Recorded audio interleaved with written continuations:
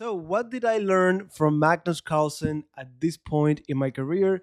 Well, it has to do with a question that I want to ask you first. How good are you at opposite side castling attack? Well, we had lessons 58 through 63, and I passed down to you everything that I had learned, everything that I knew. But recently, I was reviewing this game from Magnus Carlsen against Li Chao, and I read something, I learned something that I didn't know before, something that maybe is simple, but I don't know, it just clicked at this point, right? At this point in my life. So I wanted to share it with you along with the remaining of the game. It's a very instructive game, very tactical. But anyhow, at this point, we have the white pieces decide to go castling queenside, which in itself, and I think this is very well known, I think it's theory, but for me, it's like, why would I castle queenside if the C file is open? My C pawn is not here, my king doesn't seem that safe, right? But it's Magnus Carlsen, he castled queenside, his opponent plays f5 challenging the center, then pawn to e5, keeping the center locked as possible. And this is something that we knew from before. If you want to attack on the flanks, well, it's very important to control the center, right? Well, knight before, pretty straightforward, already putting pressure on the queen side. Magnus goes knight to h3, continuing to develop, queen e8, and still nothing super interesting here. The queen is trying to, number one, support this knight a4 in the future. The c3 knight is very important to defend the white king, so it only makes sense. But also, these ideas, we see it in the Dutch defense Leningrad, where you go queen f7 and you put pressure on the a2 pawn. So all of this is okay. Magnus simply plays king to b1, and this we also know, if you castle queenside, it is thematic to see king b1 simply to control, to defend the pawns and to be safer, get away from the c file, nothing special. Then pawn to a5, the black pieces go with everything they've got for the white king. This is what I knew so far, right? You're supposed to attack your opponent's king. White should attack here, black should attack over here. Whoever makes contact first should take the initiative and eventually win the game. Now we have bishop e2, just developing the bishop, then pawn to c6, and the next two moves are the ones that really confused me. And when I read Magnus Carlsen's comments, it clicked. And honestly, it's something that I just want you to be aware of it. So the next move here for white was rook to c1. And to me, it's like, okay, why would you move the rook to c1 when you should be going like crazy to attack on the king side? But not only this move, after king h8, the white pieces play king to a1. And then the comment here from Magnus himself is, I'm still waiting. I'm still waiting. That part in itself is like, what do you mean you're waiting? You should be going like crazy again and attack the king. And basically, Magnus is just waiting for his opponent because he wants to go knight f4 or knight to g5. But he doesn't want to go, for example, knight f4 and then be attacked by g5. You got to get out of there. And you basically wasted a tempo with the knight, right? So he's waiting for his opponent to play something like bishop e6. And then he comes here with a tempo, h4, and h5. And the other point that he mentions is maybe it doesn't mean anything in this game, but he wanted to be able to accept the capture on a2 without it being checked. So he's okay with the king on a1. His main concern is this pawn getting all the way to a3, but then he's saying, well, in that case, I could always push the pawn to b3, keeping the black pawn on the a file, making sure that this rook never gets activated. So this is the one thing that I really, and if you want to pause the video now, that said, you don't have to see the remaining of the game. But for me, this comment of I'm still waiting, what do you mean waiting? Is opposite side castling attack. It should be about attacking like crazy. But anyways, in the game, we have bishop e6 after all. Then knight comes to f4 with a tempo on the bishop, queen f7, and then pawn to h4. We're very familiar with this. We don't want them to attack the knight and make us go away, but in reality, we're just trying to make contact on h5 and attack that king. And that's something very important. I am very used to playing these structures with the fianchetto, right? And we know we have to make contact on h5 if we're attacking the fianchetto. So that makes this king h8 way worse than the king on a1. It's almost the same thing that they both did, but here I just need to make h5 contact already. For the black pieces, they need to go a long way before they make contact. And since the pawn is not on b3, I'm able to wait for them to get to a3, then I play pawn to b3. Now, notice that with h4, Magnus is saying, go ahead and take the pawn. I don't care. I'm going to try to open up the h file as quickly as possible. So after bishop takes pawn, of course, you're not going to take that bishop or you get checkmated. Leave that to me. You keep on going and attacking. At this point, we're not concerned about g5 because tactics in the air, there's a tactic. If you need to pause the video, pause it and see if you can find the best move for white.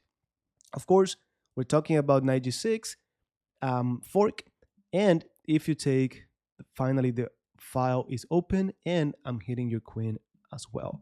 So we're not afraid at this point. After h5, we have king to g8 instead. Then pawn takes, it comes with a tempo. Notice how the black pieces can do nothing on the queen side. I'm being very energetic on the king side. And this is the part that we all know about. So after h takes g6, we got h takes g6, pawn to g4. This is all I've ever known.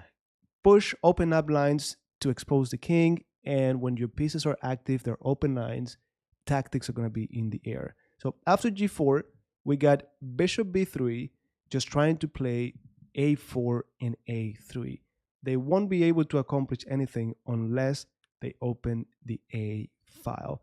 Notice that we have, as white, we got 1, 2, 3 pieces on the queen side defending the king, as well as the pawn.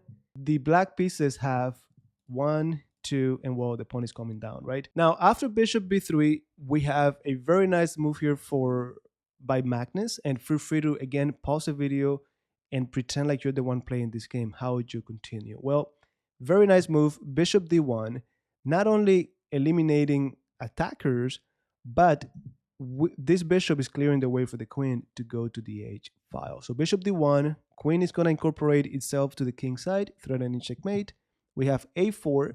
The black pieces are saying, go ahead, take me. That way I can open up the a file. So Magnus just goes queen h2, forcing. Rook goes to the 8. Now this is not checkmate, but still, after queen h7, I have knight g6 in the air. And honestly, that's probably what I would have done. But Magnus found a grandmaster move. So the move that he finds, and by the way, feel free to again pause the video. The move that he found was pawn to d5. Very powerful move. Bishop is attacking the knight. I'm threatening to go to e6. This is still in the air. But then, Magnus throws in some grandmaster information. The way he sees it, pawn to d5 is breaking the coordination of the black pieces. So these two are not coordinated anymore. And that's actually very, very powerful. In my eyes, I'm only looking at the little tactics, the captures. He's looking at it with a different way, right? So after pawn to d5, we got knight to c4. The black pieces, very strong grandmaster 2750, is just going with all of his pieces to checkmate the king. So knight to g6 check, king e8, pawn to e6, again being energetic. Knight g6 came with check. e6 comes with an attack on the queen, and the capture of the queen would come in with a check. But then here, of course, we're talking about a very strong grandmaster playing as the black pieces. He just said, you know what? I'm thinking out of the box, and I know how powerful this is, but I considered something else other than moving my queen, which is pawn to a3.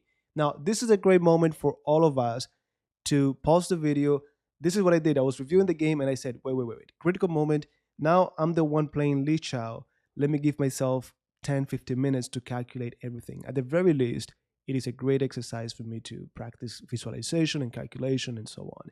And of course, there's something very, very powerful to learn here from Magnus Carlsen. Of course, we're going to take that queen. It comes with check. Then king goes to d7. And then the main thing is, how do we get away from the checkmate threats?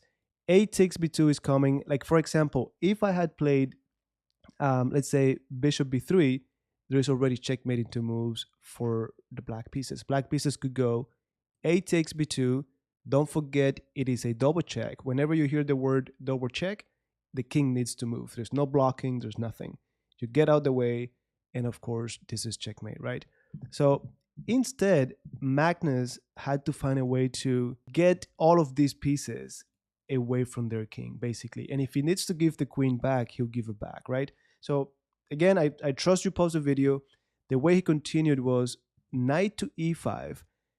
If if the knight takes, well, I don't have to worry about this threat anymore. If the bishop takes, like they did, now I have queen f5 check, king goes to c7. And again, this is the knight that is supporting the a takes b2. If the knight were not here, I'll be able to take. I survived this. I'm ahead in material.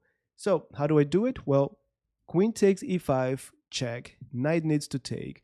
And then after bishop takes b3, that's it. I'm off the hook. There's no checkmate on my king.